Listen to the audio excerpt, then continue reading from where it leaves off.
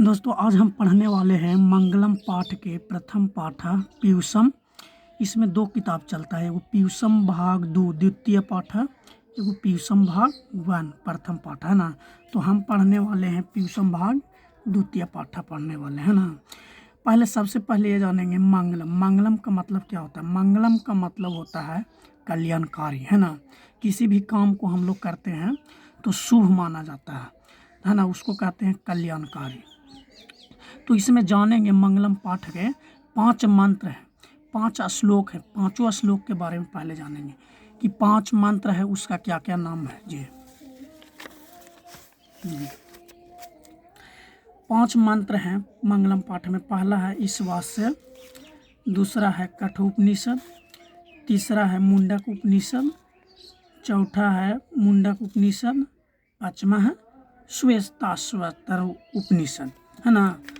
और मंगलम पाठ में ये पांचों उपनिषद का अलग अलग दोहा है ना। और परीक्षा में जो पूछा जाता है, जो पांचों मंत्र का अलग अलग से पूछा जाता है ना, कि कोई भी एक मंत्र का दे देगा।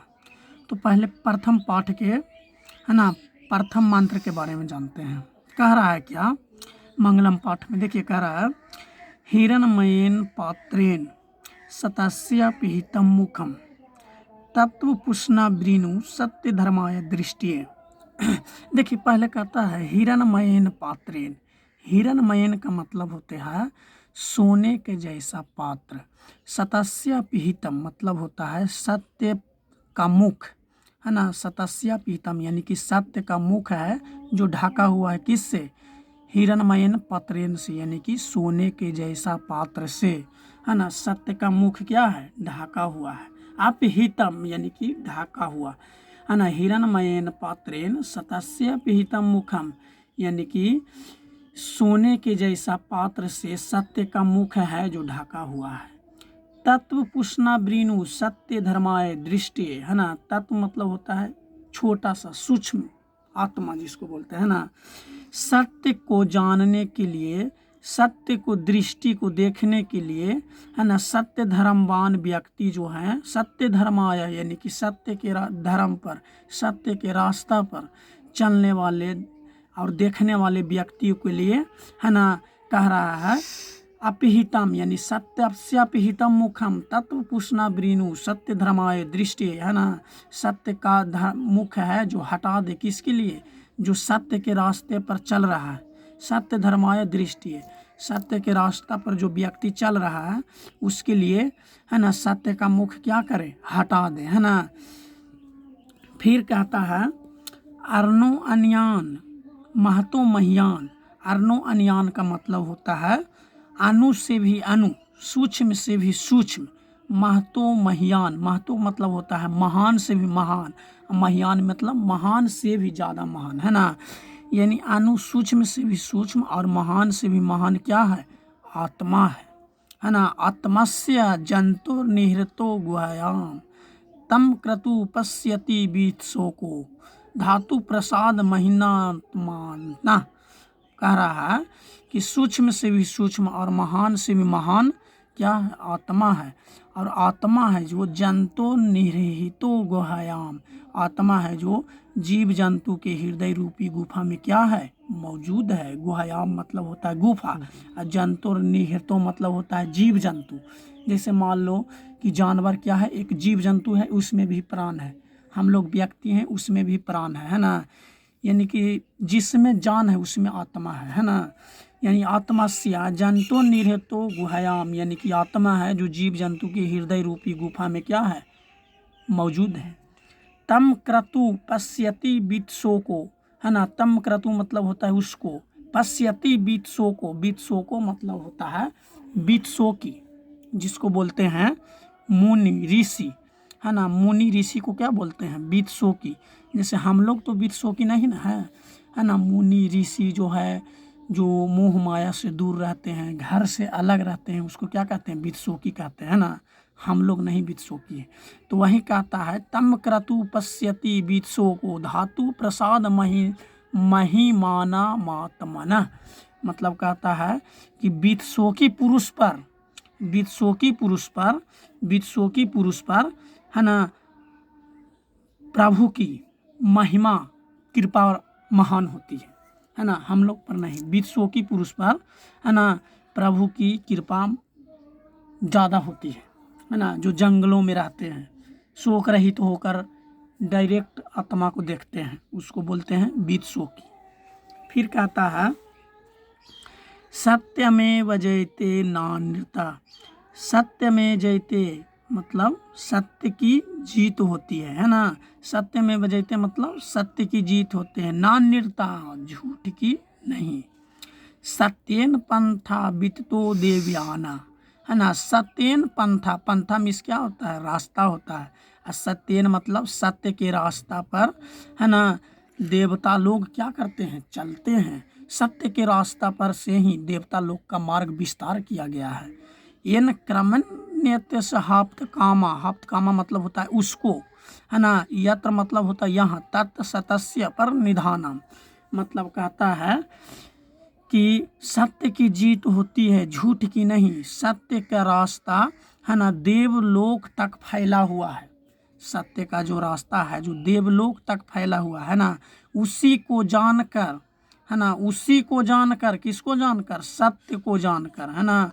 उसी सत्य को जानकर मुनि लोग, देवता लोग है ना अपने मृत्यु पर क्या कर लेते हैं, सतस्य पर निधानम, उसी सत्य को जानकर अपने मृत्यु पर भी विजय प्राप्त कर लेते हैं, प्रभु को पा लेते हैं है ना। किससे लिया गया है, मुंडक उपनिषद। फिर कहता है, देखिए कह रहा है अगला दोहा मुंडक उपनिषद में, चलिए कह रहा है यथा, यथा मतलब जिस है ना, नदह मतलब नदी, असमंदह मतलब, असमंदा मतलब उसमें समा जाना है ना।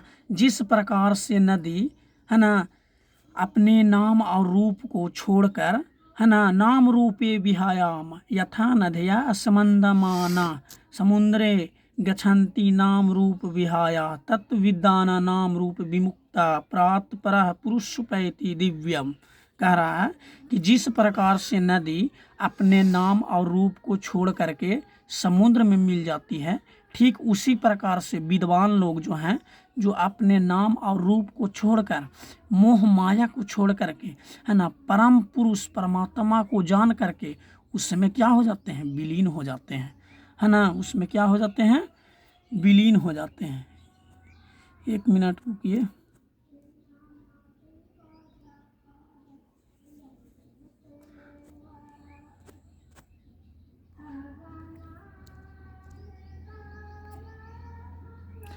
एक मिनट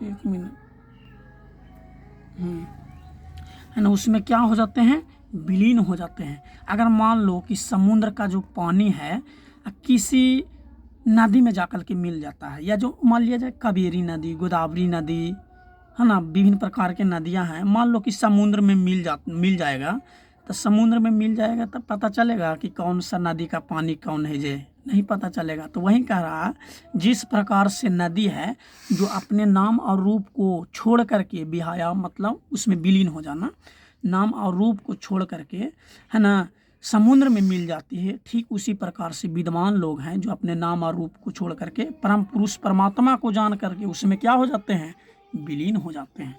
किस उपनिषद से लिया गया है, मुंडक उपनिषद से। चलिए अगला 5वां उपनिषद देखते हैं।